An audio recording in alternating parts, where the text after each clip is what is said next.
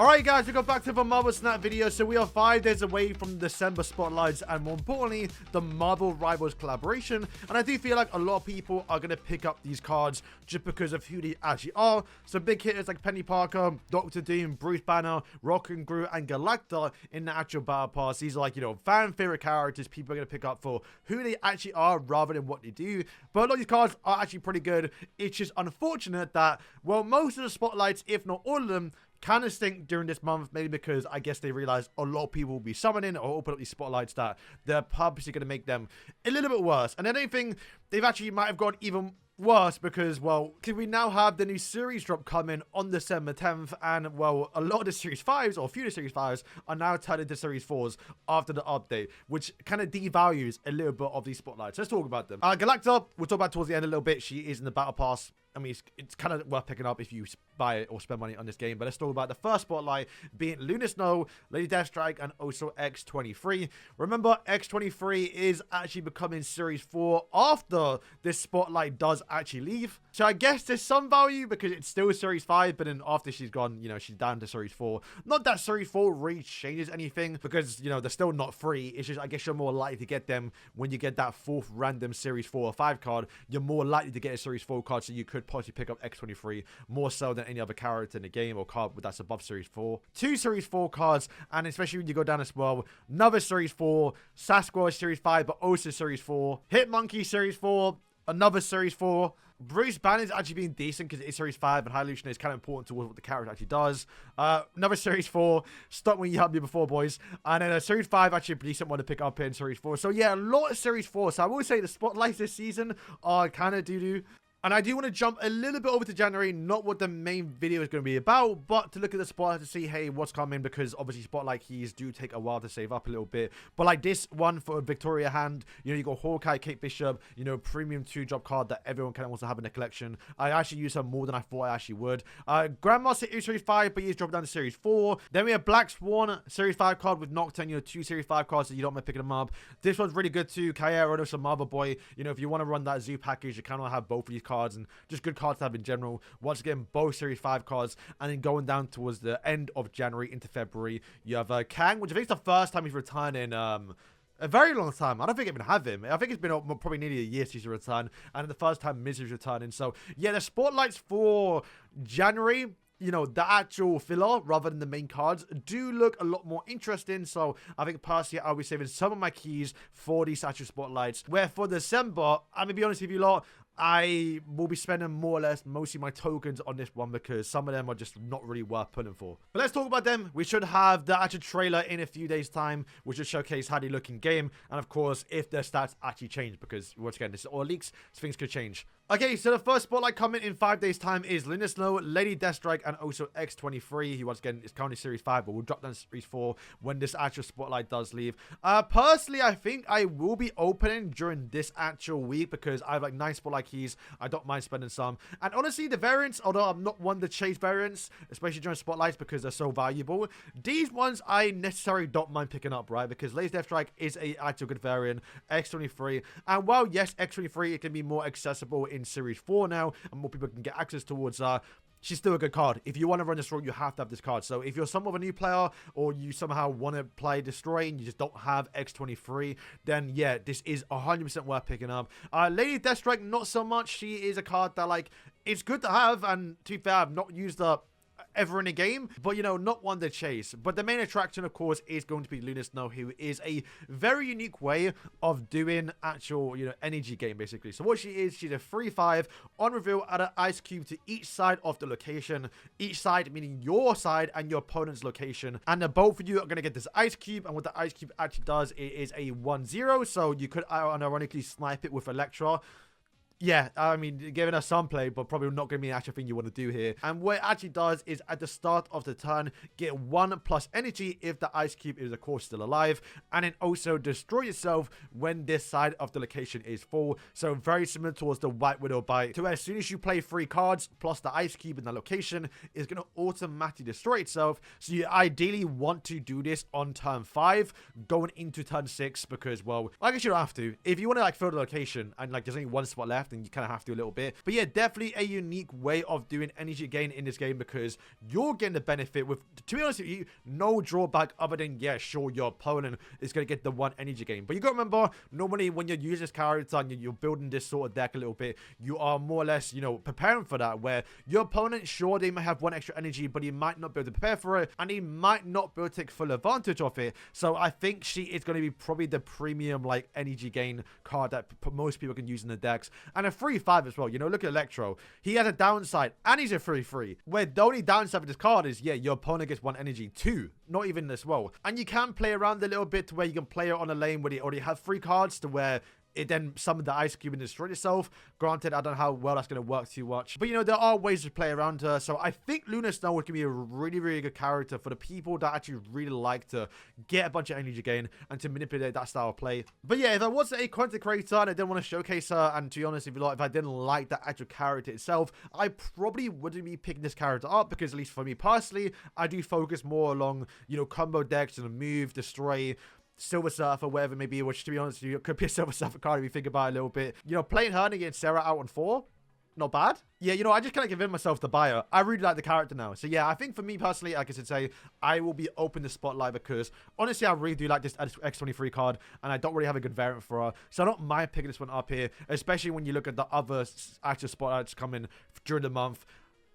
I'm going to be buying some of them too. So yeah, that's the first spotlight coming in December. If you already have both these cards, then, well, you can definitely skip. And the character itself, wow, she is gonna be good to have and something you don't mind in your collection. You know, if we wait like 2 to 3 months, she'll return again, and she'll probably be on hopefully a better spotlight, because this one is not great if you don't have the card, of course. The next one is December 10th to December 17th, and this one I'm actually really looking forward to, at least for Peni Parker. Peni Parker obviously is a move card. If you don't know what she does do, she is a on reveal, add the spider to your hand, and remember, the spider is a free card, which has the on reveal where it merges one of your cards here, and then when it merges with that card, the next time you can move it. So just a upgraded version of Hulkbuster, but with the required step of playing Peni Parker beforehand. If you watch the channel, I love move. I love using move cards, so already seeing a lot of synergy with the move team. Gonna be very, very fun to just play her with, obviously, you know, Human Torch, Multiple Man, just anything that moves and benefits from move is going to be very, very good. But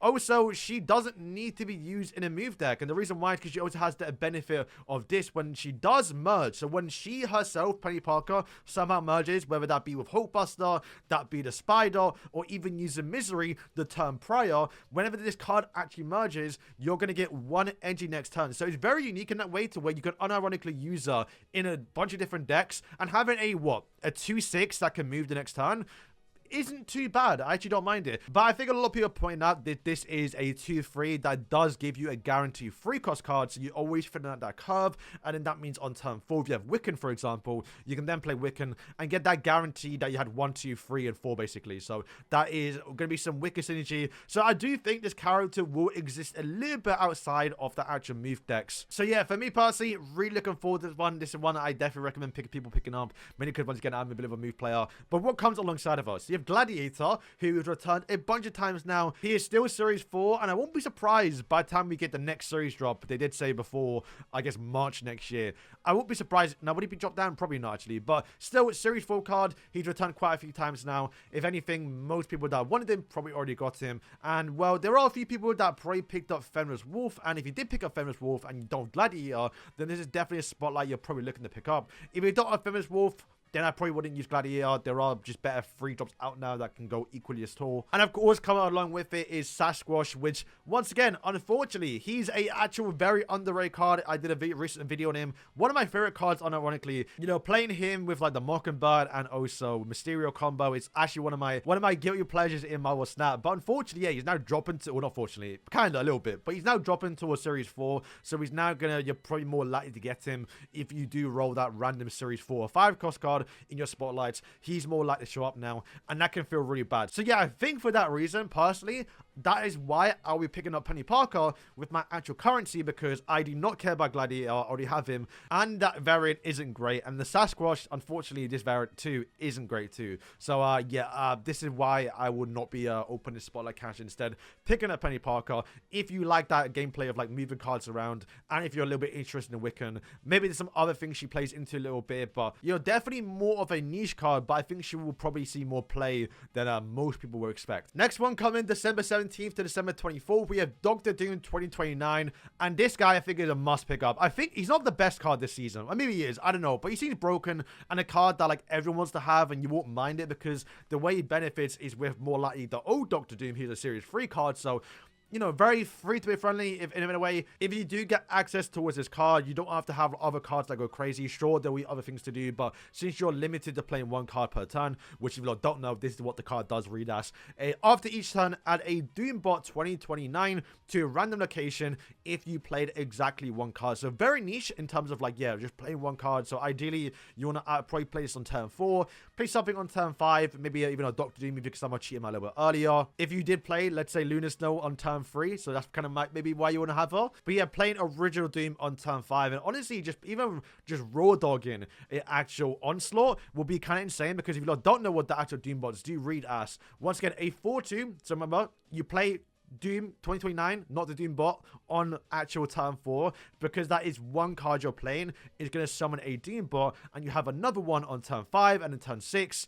Maybe you can even cheat out Doombot earlier to get another one. And what they actually do say is your other Doombots and Doom himself, and I imagine the Doombots as well, will have +1 power. So you can have such a massive spread of energy. And once again, these are ongoing, so you can double them. And once again, you can double these Onslaught, which is going to make this deck go crazy, I think. And yeah, just a very basic team in a way, where like you just do one card, one card, one card. It's always Doombot, then more likely Doom. Like, I think this is going to be a really good card. Now, do remember, it does say your other Doom bots, so they're not going to buff up themselves, but they will, because there will hopefully should be a lot of them.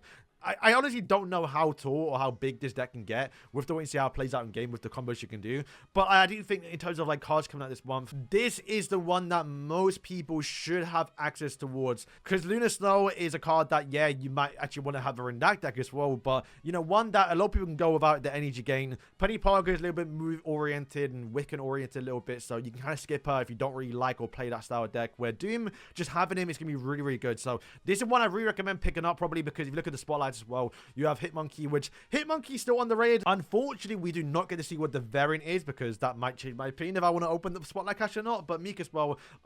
Meek, is he even used in a lot of this discard decks? At least now with Scorn. Maybe not. I'm not too sure. I've not seen him in a while. So yeah, I mean, if you have Scorn in the discard deck, you probably don't need Meek. And Hitmonkey has returned a few times now. So once again, my big point, this spotlight, a little bit stinky. If you don't really care about Hitmonkey or Meek, then yeah, I think Doom is definitely worth buying. Probably more so than these last 2 cards, because once again, he kind of is now his own archetype. And since he benefits more likely from the text that we can see, he does benefit from the original Doom.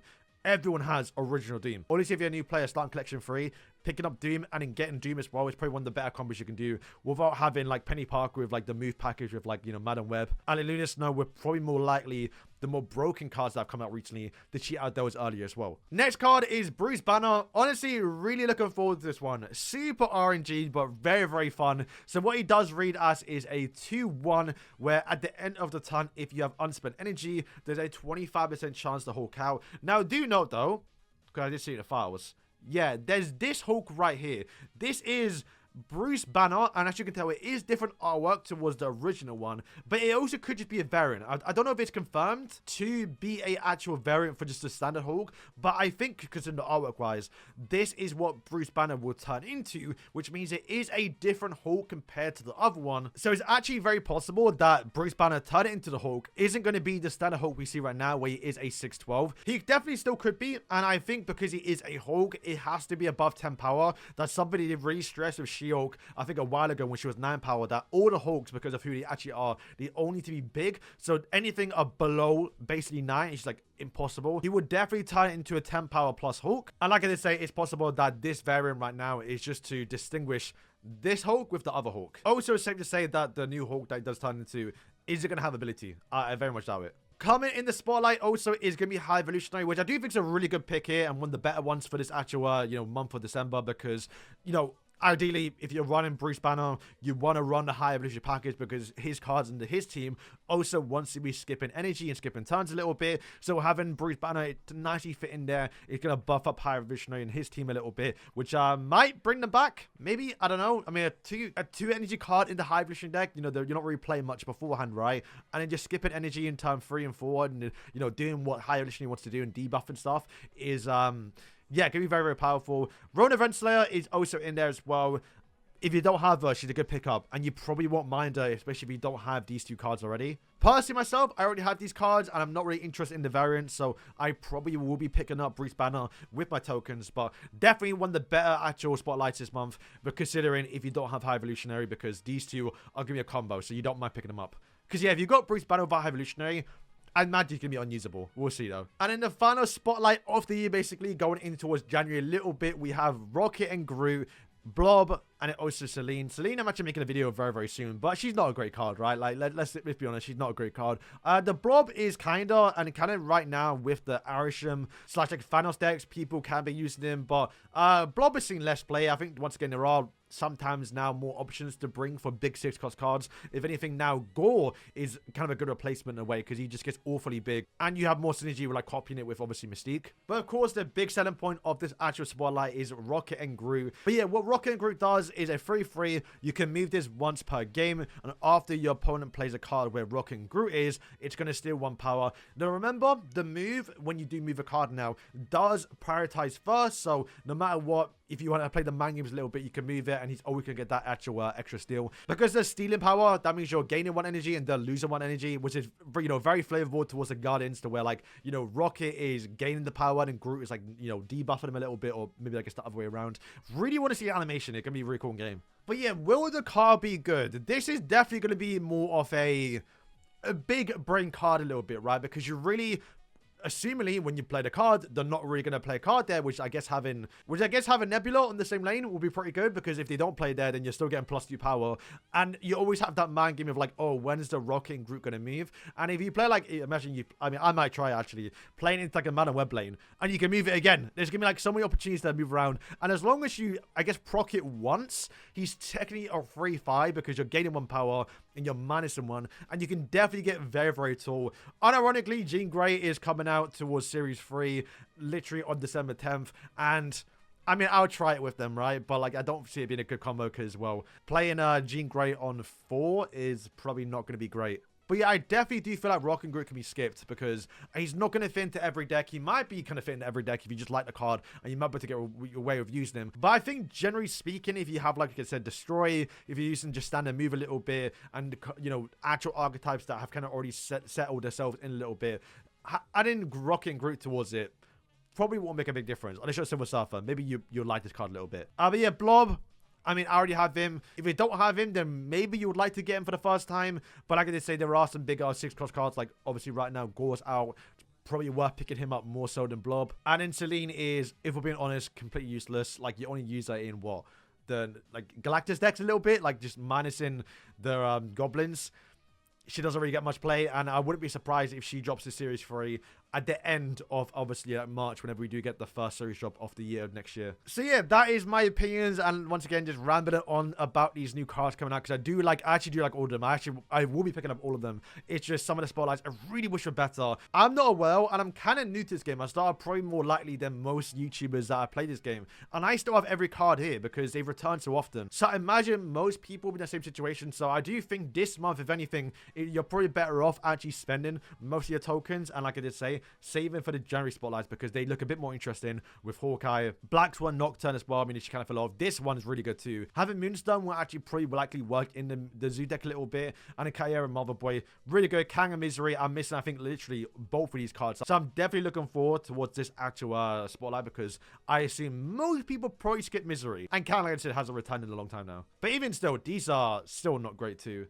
So yeah, guys, that's going to wrap up the video. Let me know in the comments down below what spotlights you lot will be picking up here. The only spotlight I think I might open up to is...